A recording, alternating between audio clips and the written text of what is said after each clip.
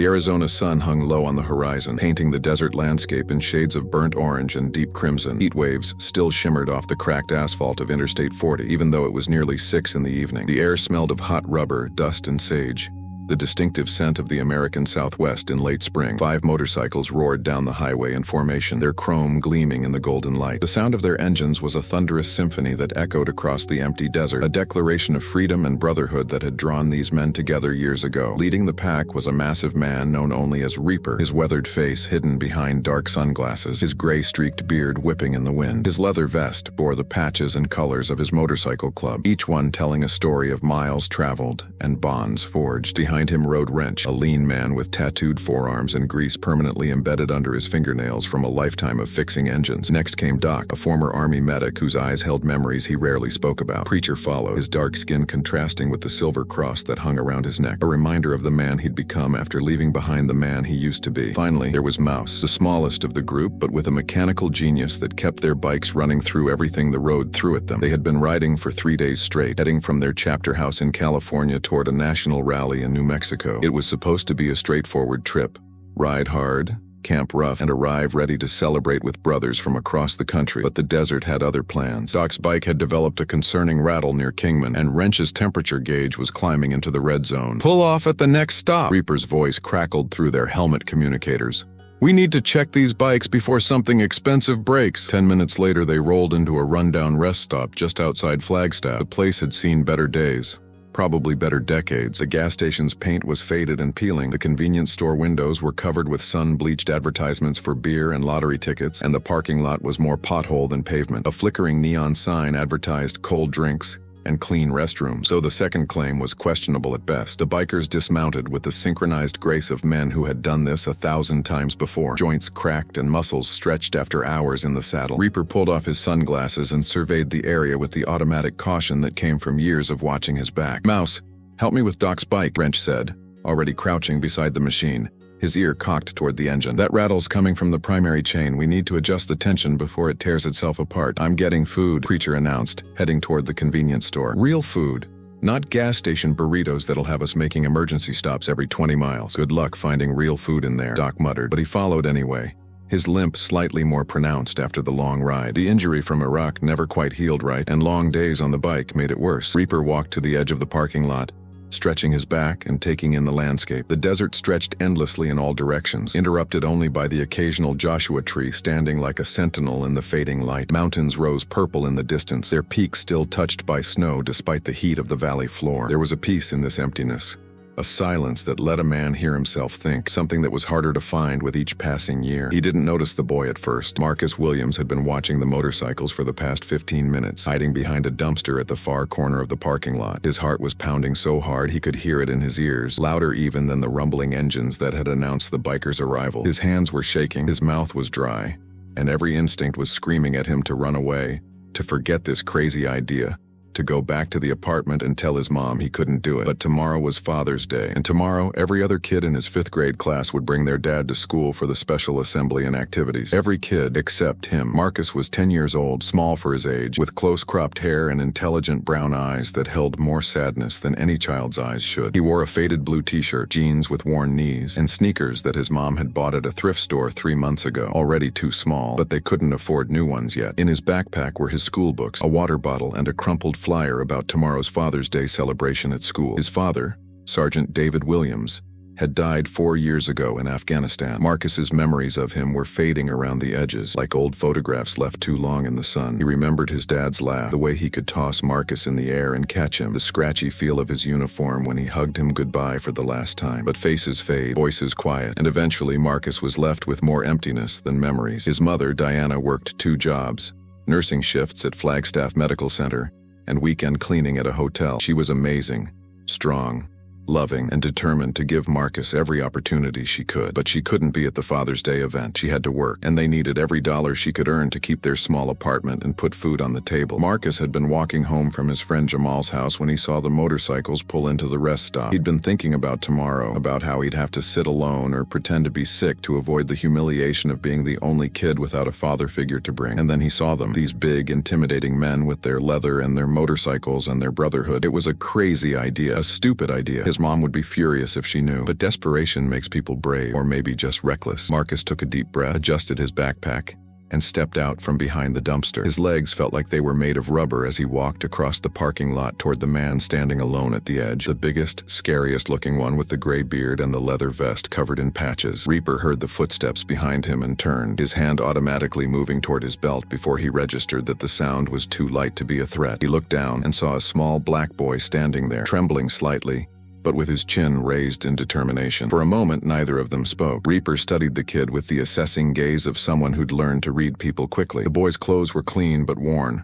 His shoes were too small, and his eyes held a mixture of fear and desperate hope that Reaper recognized from his own childhood. "You lost, kid?" Reaper's voice was rough, gravelly from years of cigarettes he'd quit 5 years ago, but that still haunted his vocal cords. Marcus swallowed hard. "No, sir. I need to ask you something. Make it quick. We're just passing through." The words came out in a rush, tumbling over each other before Marcus could lose his nerve. "I need you to be my father for one day. Tomorrow, please. I know it sounds crazy, and I know you don't know me, but there's this thing at school, and everyone's bringing their dad, and mine died, and my mom has to work, and I just need someone to be there, just for one day. Please." Reaper stared at the boy, completely blindsided. In 30 years of riding through countless bars and rallies and situations both dangerous and bizarre, no one had ever asked him anything like this. His first instinct was to say no, to send the kid on his way, to avoid whatever complicated situation this was. He wasn't a father, not a good one anyway. His own son hadn't spoken to him in 5 years, and that was probably Reaper's fault more than the kid's. But something in Marcus's eyes stopped the refusal before it reached his lips. It was the same look Reaper had seen in the mirror when he was 10 years old, standing in a foster home after his own father had abandoned him. It was the look of a kid who'd already been told no by life too many times. "How'd your dad die?" Reaper asked finally. The morning sun broke over Flagstaff with a brilliance that made the whole world seem sharper, clearer. Marcus had barely slept. He'd spent the night replaying yesterday's conversation with his mother, the shock on Diana's face when 5 motorcycle club members knocked on their apartment door, the tension that filled their small living room,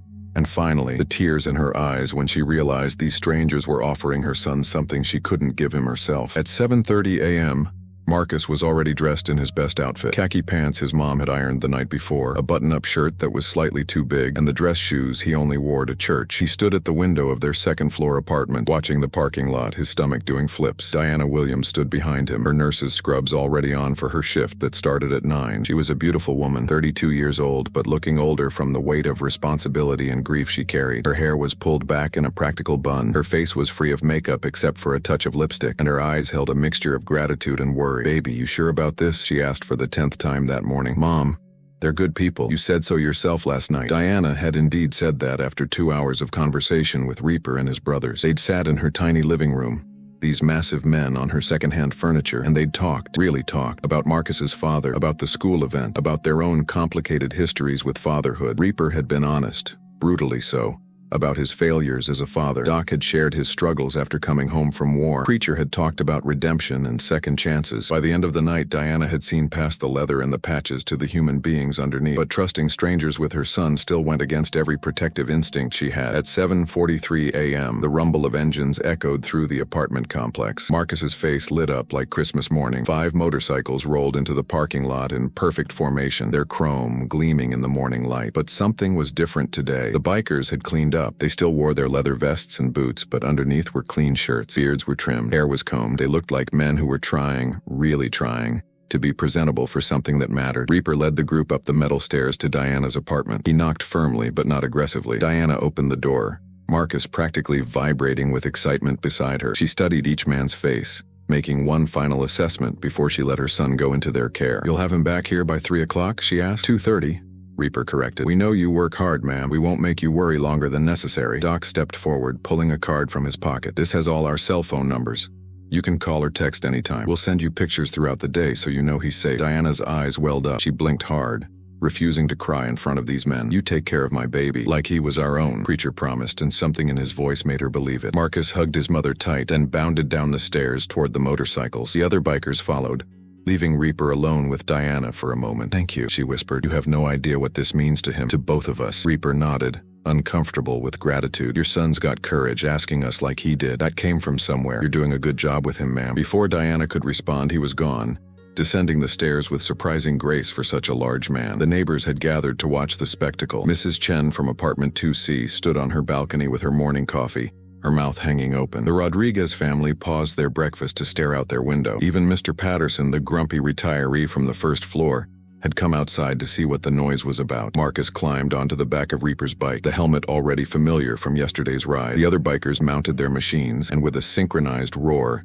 they pulled out of the parking lot. Diana watched them go, her hand pressed against her chest, praying she'd made the right decision. Mountain View Elementary School sat on the east side of Flagstaff, a single-story brick building surrounded by desert landscaping and a playground that had seen better days. By 8:15 a.m., the parking lot was filling up with cars as fathers arrived for the special Father's Day assembly. Then 5 motorcycles rolled up to the front entrance. The sound brought everyone to a standstill. Parents froze mid-conversation. Teachers stopped setting up decorations. Children pressed their faces against classroom windows. The motorcycles lined up in a row, engines idling for a moment before shutting off in sequence, leaving a ringing silence in their wake. Marcus climbed off Reaper's bike, pulling off his helmet with shaking hands. Every eye in the parking lot was on them. He could see other kids from his class. Tommy Chen, whose dad owned a restaurant. Sarah Martinez, whose father was a lawyer. Jake Patterson, whose dad worked construction. They were all staring. Marcus felt a moment of panic. What if this was a terrible mistake? What if everyone laughed at him? Then Reaper's heavy hand landed on his shoulder, steady and reassuring. "Head up, Marcus," the big man said quietly. "We're proud to be here with you." The 5 bikers fell into formation around Marcus, not surrounding him like guards, but flanking him like family. They walked toward the school entrance together, and something remarkable happened. Principal Anderson, a stern woman in her 50s who ran the school with military precision, came out to meet them. Her expression was unreadable as she approached this unconventional group. "You must be Marcus's guests," she said carefully. "Yes, ma'am," Reaper replied, extending his hand. "We're honored to be here for him today." Principal Anderson shook his hand, her grip firm and assessing. She'd been a principal for 20 years and had seen every kind of family configuration imaginable. What mattered to her wasn't how people looked, it was how they treated the children. "The assembly starts in 15 minutes in the gymnasium," she said. "Marcus, why don't you show your guests where to go?" As they walked through the hallways, Marcus felt 10 feet tall. Other kids whispered and pointed, but it wasn't mockery. It was awe. The bikers drew attention like magnets, but they stayed focused on Marcus, asking him questions about his classes, complimenting the artwork on the walls, treating him like he mattered. The gymnasium had been decorated with handmade banners reading, "Happy Father's Day," and "We love our dads." Folding chairs were set up in rows with kids sitting beside their fathers. A stage at the front held a podium and a projector screen. Marcus led his group to an empty section of chairs. The sight of 5 bikers settling into elementary school furniture designed for normal-sized adults would have been comical if it hadn't been so touching. Wrench's knees practically touched his chest. Mouse looked almost comfortable, being the smallest. Doc stretched his bad leg out into the aisle. The assembly began with Principal Anderson welcoming everyone. Then came the activities, a slideshow of father-child photos that made Marcus's chest ache with longing, followed by a craft session where kids and dads worked together to make picture frames. This was where something unexpected happened. The bikers didn't just participate, they fully engaged. Wrench showed Marcus how to properly measure and cut the cardboard with precision. Doc helped him arrange the decorative elements with an artist's eye. Mouse contributed tiny metal washers and bolts to create a unique industrial design. Preacher found markers and wrote meaningful quotes around the border. Reaper supervised it all, offering quiet encouragement. At the table next to them, Tommy Chen and his father watched with fascination. Tommy's dad, Mr. Chen, owned the Golden Dragon restaurant downtown and had always been polite but distant with other families. He leaned over. "That's really creative work," he said to Marcus. "Your frame looks amazing." Marcus beamed with pride. "My dads are helping me." The word, dads, plural, hung in the air. Mr. Chen looked at the 5 bikers with new eyes, seeing past the intimidating exterior to the patience and care they were showing this boy. "You're lucky to have so many people who care about you," Mr. Chen said sincerely. After the craft session came the most challenging part, the presentations. Each child was invited to stand up and say something about their father. Marcus had been dreading this moment for weeks, but now, with 5 men sitting beside him, he felt differently. When Principal Anderson called his name, Marcus stood up, his heart pounding. Reaper gave him a subtle nod of encouragement. Marcus walked to the front of the gymnasium, his classmates and their fathers watching. He took a deep breath. "My real dad died when I was 6, he began, his voice small but steady. "Sergeant David Williams. He was in the army and he was brave and strong and he loved my mom and me more than anything." The room was silent, everyone listening intently. "Yesterday, I asked these 5 men if they would be my fathers for one day because I didn't want to be the only kid here without a dad." Marcus looked at the bikers who sat perfectly still, their attention completely focused on him. "I thought they'd say no. I mean, they're strangers and they were just passing through town, but they said yes." Marcus's voice grew stronger as he continued. "Reaper taught me that being a man means keeping your word, even when it's hard. Wrench showed me that you can fix almost anything if you take the time to understand how it works. Doc helped me see that everyone carries scars, But that doesn't mean you can't help others. Preacher told me that it's never too late to become who you want to be. And Mouse proved that size doesn't matter. It's what you do that counts. Tears were streaming down Marcus's face now, but he wasn't ashamed. I only asked for one day, but they gave me something that'll last forever. They showed me that family isn't always about blood. Sometimes it's about who shows up when you need them. The gymnasium erupted in applause. Parents were wiping their eyes. Teachers were crying openly. Even Principal Anderson had to dab at her face with a tissue. Marcus walked back to his seat and Reaper pulled him into a tight hug, the kind of hug that says everything words can't express. The other 4 bikers reached over to pat Marcus's shoulder, ruffle his hair, squeeze his hand. At that moment, in an elementary school gymnasium in Flagstaff, Arizona, stereotypes crumbled and hearts opened. The other fathers in the room saw these bikers differently now, not as threats or outlaws, but as men capable of profound compassion. But none of them knew that this day was about to take an unexpected turn. As the assembly concluded and families began to leave for the parking lot, Reaper's phone buzzed with a call that would change everything. He stepped away to answer it, his expression growing dark as he listened. When he hung up, he immediately found Doc and spoke in low, urgent tones. The other bikers gathered close, their body language shifting from relaxed to alert. Marcus noticed the change immediately. "What's wrong?" Reaper looked at the boy, then at his brothers. They had a silent conversation in the way only people who've known each other for years can manage, weighing options, considering consequences, making decisions without speaking a word. Finally, Reaper knelt down beside Marcus. "Kid, we need to talk to your mom right now." The ride back to Marcus's apartment was different from the morning journey. The joy and excitement had been replaced by tension that even Marcus could feel through Reaper's rigid posture. The big man's jaw was clenched, his focus laser sharp on the road ahead. The other 4 bikers followed in tight formation, their usual relaxed riding style replaced by something more purposeful, more protective. Marcus wanted to ask what was wrong, but something told him to wait. The phone call had changed everything in seconds, and whatever Reaper had heard, it was serious enough to cut their special day short. They pulled into the apartment complex at 1:15 p.m., earlier than promised. Diana's car was in the parking lot. She must have come home between shifts. Reaper killed his engine and helped Marcus off the bike, his movements gentle despite the obvious tension in his shoulders. "Stay close to me," Reaper said quietly, and Marcus nodded, suddenly afraid. They climbed the metal stairs, the 5 bikers moving like a unit. Reaper knocked on the apartment door and Diana opened it almost immediately. She must have heard the motorcycles arrive. One look at their faces told her something was wrong. "What happened?" she asked, pulling Marcus inside and looking him over for injuries. "Is he hurt?" "No, ma'am," Reaper said. "Marcus is fine, but we need to talk.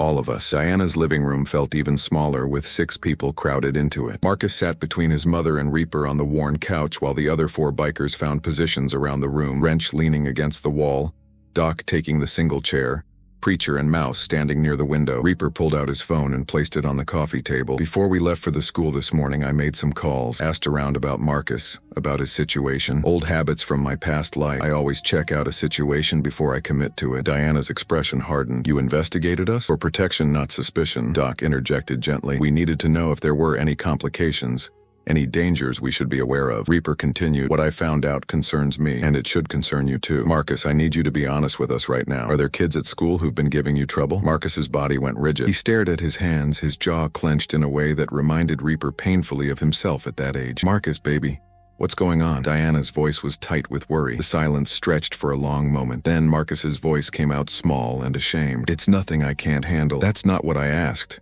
Reaper said, his tone firm but not harsh. "I asked if kids are giving you trouble." Marcus's eyes filled with tears he'd been holding back for months. "There are these older boys, 7th graders. They wait for me after school sometimes. They say things, mean things, about my dad being gone, about us being poor, about—" He couldn't finish the sentence. Diana's face went pale. "Why didn't you tell me?" "Because you're already working 2 jobs, Mom. You're already exhausted all the time. I didn't want to make things worse." The words burst out of Marcus like a dam breaking. "You can't fix everything. Nobody can." Diana pulled her son into her arms, tears streaming down her face. "Baby, I'm your mother. It's my job to protect you. The problem is bigger than just words," Reaper said, his voice heavy. "According to my source at the school, a custodian who sees everything, these boys have been planning something. Tomorrow, when kids come back after the Father's Day weekend, they're planning to corner Marcus, make an example of him." "What kind of example?" Diana's voice was sharp with fear. Mouse spoke up from his position by the window, his quiet voice somehow carrying weight, the kind that leaves marks, physical ones. "They want to humiliate him in front of other students." Diana stood up abruptly, her nurse's instinct to protect overwhelming everything else. "I'm calling the police right now." "With respect, ma'am, that might make things worse,"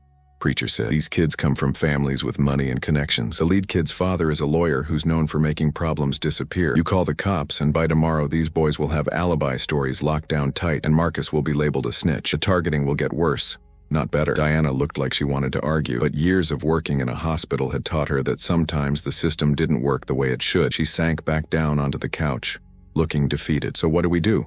she asked. "I can't just send my son back to school knowing he's going to be hurt." Wrench pushed off from the wall, his usually grease-stained hands stuffed in his pockets. "We handle it the right way.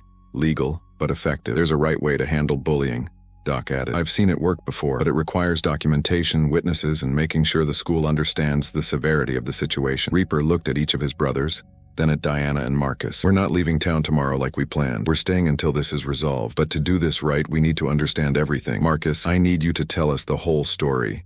Every detail. When did this start? Who's involved? What exactly have they done?" Marcus wiped his eyes with the back of his hand, trying to compose himself. When he spoke, his voice was steadier, like unburdening himself was lifting a weight he'd carried too long alone. "It started 3 months ago. There's this kid, Brandon Mitchell. His dad's a big lawyer in town. Brandon's in 7th grade and he thinks he owns the school. He's got 2 friends, Tyler and Connor, who do whatever he says." "What triggered it?" Preacher asked. "Bullies usually have a reason, even if it's a stupid one. Brandon asked me for money for lunch one day. I said I didn't have any extra, which was true. Mom only gives me exact change. He got mad. Said I was lying, that everyone knows military families get special benefits." Marcus's voice cracked with emotion. "He said my dad probably died because he was too stupid to stay alive, and that's why we're poor." Diana made a sound like she'd been physically struck. Reaper's hands clenched into fists, but he forced himself to stay calm. "After that, it got worse," Marcus continued. "They started following me, pushing me in the hallways, stealing my lunch, writing things on my locker. Last week, Brandon said after Father's Day he was going to teach me a real lesson about respect." "Did you tell any teachers?"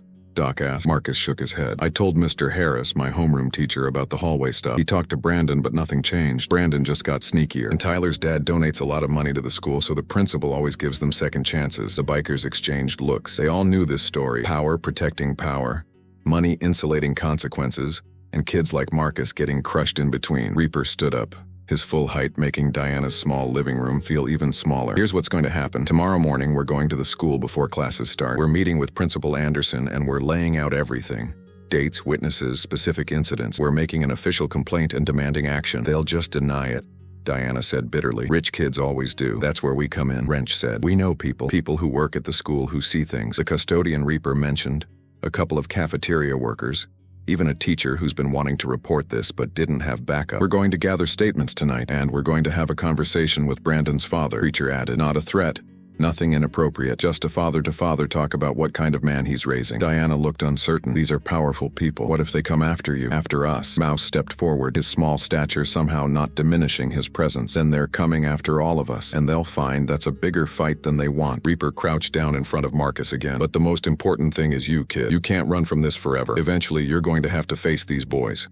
Not with fists, not with violence, but with the knowledge that you're not alone and you're not afraid anymore." "But I am afraid," Marcus whispered. "Fear's not weakness," Doc said, his voice carrying the authority of someone who'd faced real terror overseas. "Fear is your body telling you something matters. Courage isn't the absence of fear. It's doing what's right even when you're scared." Reaper pulled something from his pocket, a small patch with the club's emblem. "This represents brotherhood. It means when one of us is in trouble, all of us step up. You're not a member and you're too young to ever be one, but you're under our protection now. These boys want to hurt you. They go through us first. All of us." Wrench confirmed. "Every single one," Preacher agreed. Mouse simply nodded, his eyes fierce despite his size. Diana was crying again, but this time they weren't tears of fear. They were tears of overwhelming gratitude. "Why are you doing this? You don't owe us anything. You already gave Marcus more than we could have hoped for." Reaper was quiet for a moment, and when he spoke, his voice was rough with emotion he rarely showed. 20 years ago, I had a son. I was angry, violent, making bad choices. I scared him more than I protected him. His mother took him away and she was right to do it. I haven't seen him in 5 years. Can't blame him for not wanting anything to do with me." He looked at Marcus, really looked at him. "I can't fix what I broke with my own kid, but maybe I can help make sure another boy doesn't grow up feeling alone and unprotected. Maybe that's my second chance." One by one, the other bikers shared their stories. Wrench talked about growing up in foster care, bounced between homes, never having anyone to defend him when bigger kids targeted him. Doc spoke about friends he'd lost in Iraq, good men who died too young, leaving families behind. "Your dad was one of the brave ones, Marcus. He deserves better than his son being terrorized." Preacher shared his past, time in prison, mistakes that cost him years of his life, and the long road back to being someone his own children could be proud of. Mouse told about being small his whole life, always underestimated, always having to prove himself. "Size doesn't determine strength, Marcus. Heart does." By the time they finished, the afternoon sun was slanting through the windows, painting everything in golden light. The apartment felt different now, less like a place of worry and struggle, more like a war room where a family was making plans to fight back. Diana made coffee while they strategized. Reaper made calls to his contacts. Wrench pulled up information on a laptop about legal procedures for filing complaints with schools. Doc drafted a formal statement outlining Marcus's experiences. Preacher researched Brandon's father, finding news articles about his law practice and community involvement. Mouse quietly sat with Marcus, teaching him breathing techniques for managing fear and anxiety. At 5:00 p.m., Diana had to leave for her evening shift at the hospital. She looked torn about going, but the bills wouldn't pay themselves. "We'll stay with him," Reaper said simply. "We'll order pizza, make sure he does his homework, and keep him safe until you get back." Diana hugged each of the bikers, something that would have seemed impossible just 24 hours ago. Thank you for seeing my son, for seeing us." After she left, the apartment felt strangely peaceful, despite the serious purpose that had brought them all together. Marcus did his homework at the kitchen table while Wrench helped him with math problems. Preacher ordered pizza from a local place that delivered. Doc told stories about his time in the service that made Marcus laugh. Mouse showed Marcus pictures on his phone of motorcycles he'd built from scratch, and Reaper sat nearby, watching over all of it, feeling something he hadn't felt in years: purpose. At 9:01 p.m., Diana came home to find her son asleep on the couch, covered with someone's leather jacket, surrounded by 5 bikers who'd appointed themselves his guardians. The TV was on low, playing an old western. Empty pizza boxes sat on the counter. The apartment smelled like coffee and motor oil and safety. "Everything okay?" she whispered to Reaper. "Everything's fine," he replied. "Tomorrow we handle the school situation, then we figure out the rest." "The rest?" Reaper looked at Marcus's sleeping form. "This doesn't end tomorrow, ma'am. We made a commitment to this kid.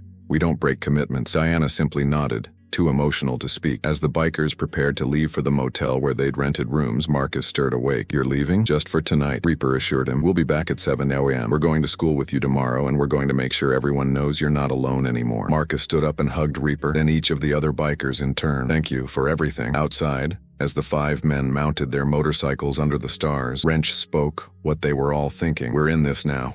All the way." "Damn right we are," Reaper agreed, starting his engine. As they rode away into the night, none of them could have known that their decision to help one scared boy would ripple outward, changing not just Marcus's life, but the entire community around him. Tomorrow, the real work would begin. The next morning arrived with the crisp clarity that often follows difficult decisions. At exactly 7 a.m., 5 motorcycles rumbled into the parking lot of Marcus's apartment complex. This time, the neighbors didn't stare with suspicion. They waved. Mrs. Chen called out a greeting from her balcony. Mr. Rodriguez gave a thumbs up as he loaded his work truck. Word had spread through the complex about what these bikers were doing for the Williams family, and the community's perception had shifted overnight. Marcus was ready, dressed in jeans and a t-shirt that bore his father's military unit insignia, a shirt Diana had been saving for a special occasion. Today felt like that occasion. His backpack was packed, but more importantly, his resolve was strengthened. He wasn't facing this alone anymore. Diana stood at the door, her eyes red from a sleepless night of worry. She'd called in sick to her morning shift, the first time she'd done that in 2 years, because she needed to be at this meeting with the school. "Ready?" Reaper asked Marcus,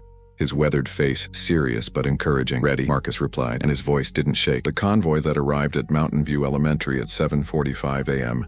was different from yesterday's Father's Day visit. This time, they came with purpose. Principal Anderson was waiting in her office, along with Vice Principal Torres and the school counselor, Mrs. Patterson. The atmosphere was formal, official, and tense. Principal Anderson gestured to the chairs arranged in her office. "Mrs. Williams, Marcus, gentlemen, please sit down." Reaper had brought a folder filled with documentation they'd compiled the night before. Statements from the custodian who'd witnessed incidents, testimony from a cafeteria worker who'd seen Marcus's lunch being stolen, even a written account from a 6th grade teacher who'd observed the harassment but felt powerless to act without administrative support. "Principal Anderson," Reaper began, his voice respectful but firm, "we're here because Marcus Williams has been subjected to systematic harassment for the past 3 months, and it's about to escalate into physical violence." For the next hour, they laid out everything. Marcus, with surprising composure, detailed each incident. Dates, times, witnesses. Diana provided context about how her son's grades had dropped, how he'd stopped wanting to go to school, how he'd been having nightmares. The bikers presented their documentation like prosecutors building a case. Principal Anderson listened carefully, her expression growing more troubled with each revelation. "Why wasn't I made aware of this sooner?" "I tried," Marcus said quietly. "I told Mr. Harris nothing happened." Vice Principal Torres shifted uncomfortably. "We'll need to investigate that claim." "You do that," Doc said, his medic's instinct for protecting the vulnerable making his voice sharp. "But right now we need to talk about preventing what's supposed to happen today. Brandon Mitchell and his friends are planning to physically assault Marcus. We have that on good authority. authority. Principal Anderson's jaw tightened. She picked up her phone and made 2 calls, one to the school resource officer, another to Brandon Mitchell's parents, requesting an immediate meeting. What followed was a masterclass in accountability. Brandon's father, Richard Mitchell, arrived in an expensive suit, already radiating defensive hostility. His wife, Catherine, looked embarrassed before anyone even spoke. Brandon himself slouched between them, cocky and unconcerned, until he saw the 5 bikers standing against the wall of the principal's office. "What is this?"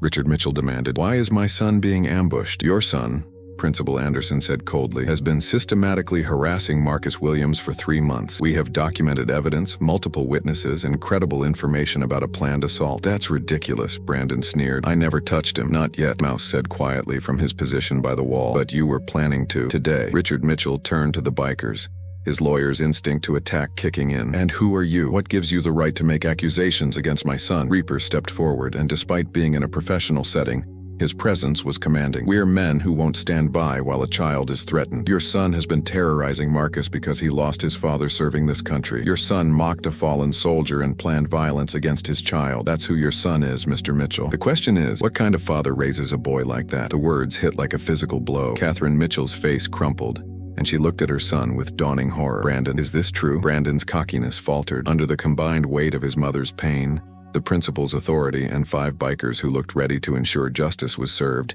he couldn't maintain his bravado. "It was just joking around," he muttered. "Joking?" Diana's voice cut through the room like a knife. "You said my husband was too stupid to stay alive. You threatened my son with violence. You stole from him, humiliated him, made him afraid to come to school. Does that sound like joking to you?" The meeting lasted another 2 hours. Principal Anderson, to her credit, didn't back down despite Richard Mitchell's attempts to minimize his son's behavior. Brandon was suspended for 2 weeks, required to attend counseling, and placed on a behavior contract that would result in expulsion if violated. Tyler and Connor's parents were called in separately and given similar consequences. But more importantly, Principal Anderson announced the implementation of a comprehensive anti-harassment program with clear reporting procedures and mandatory staff training. Mr. Harris, who had failed to escalate Marcus's complaint, was formally reprimanded. As they left the office, Catherine Mitchell approached Diana in the hallway. Her eyes were filled with tears and shame. "I'm so sorry," she whispered. "I had no idea. I've been so focused on work, on appearances, that I didn't see what my son was becoming. Your husband served our country, and my son—" She couldn't finish. Diana's response was gracious despite her anger. "Use this to change things. Be the parent your son needs,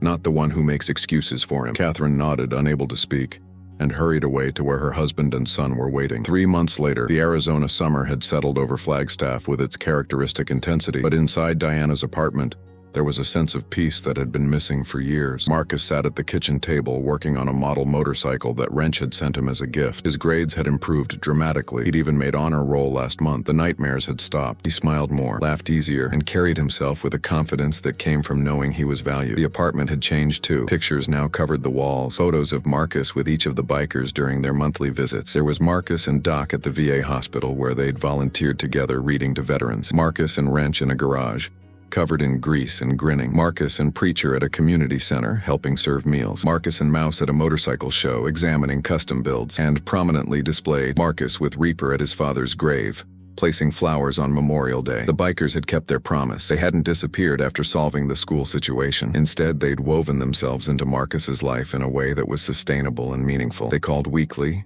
visited monthly, and made sure Marcus knew he had people he could count on. But the impact had spread far beyond one boy and 5 bikers. The story had gotten out, not through social media spectacle or viral videos, but through genuine word of mouth. A local newspaper had written a feature article, "Unlikely Guardians: How a Motorcycle Club Changed One Boy's Life." The response had been overwhelming. Other single mothers had reached out, asking if the bikers could mentor their sons. Other children who'd lost fathers reached out looking for role models. And surprisingly, other motorcycle clubs had contacted them, wanting to start similar programs in their communities. What had begun as one desperate boy's request had sparked a movement. Reaper's Motorcycle Club had officially launched the One Day Dads program, a structured mentorship initiative connecting children who'd lost fathers with vetted volunteers willing to provide positive male role models. They'd partnered with schools, veterans organizations, and community centers across 3 states. The program had strict guidelines, background checks, training sessions, supervised visits, and ongoing support. It wasn't about replacing lost fathers. It was about ensuring kids didn't grow up feeling alone and unprotected. Diana had become involved too,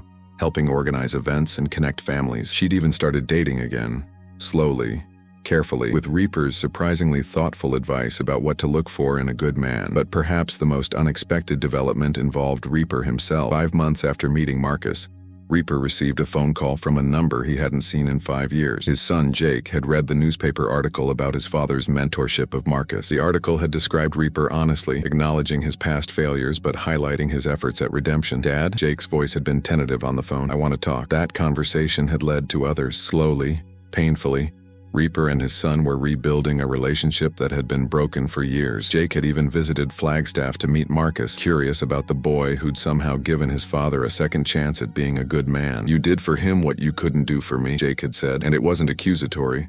It was acknowledging that sometimes people need to hit bottom before they can climb back up. "I'm trying to be better," Reaper had replied. "I can't fix the past, but maybe I can do right by the future." On a Saturday afternoon in late September, a different kind of gathering took place at a community park in Flagstaff. Over 50 people had come together for a one-day Dad's Program launch event. Families, volunteers, community leaders, and media. Marcus stood on a small stage, now 11 years old and noticeably taller, his voice strong as he addressed the crowd. "6 months ago, I was the loneliest kid in school. My dad was gone, my mom was working all the time, and I felt invisible. Then I did something crazy.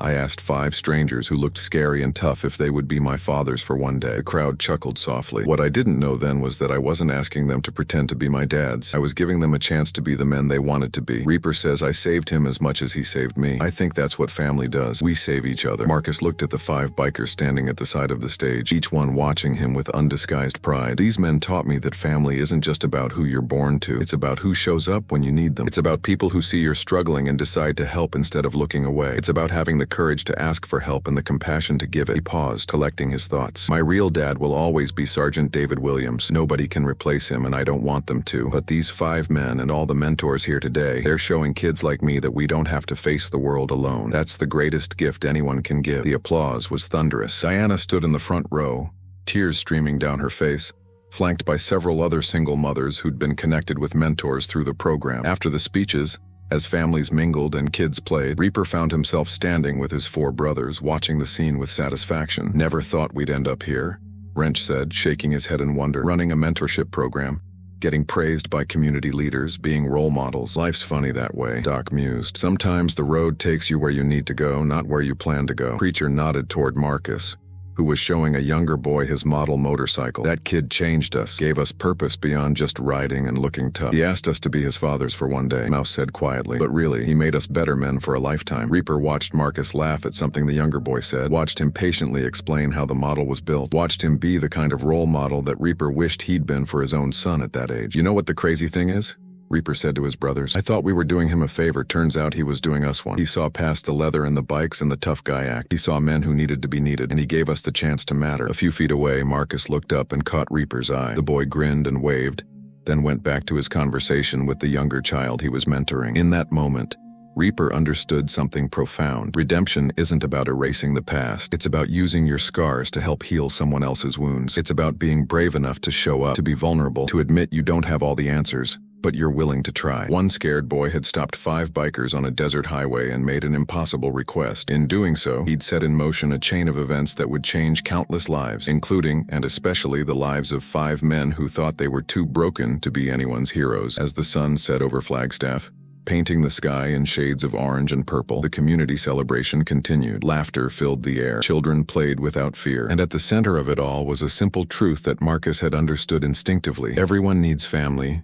Everyone deserves protection, and sometimes the most unlikely people become the most important ones in your life. The road forward stretched out before all of them, winding, uncertain, but no longer lonely, because they were traveling it together, one day at a time, one act of courage at a time, one chance at redemption at a time, and that made all the difference.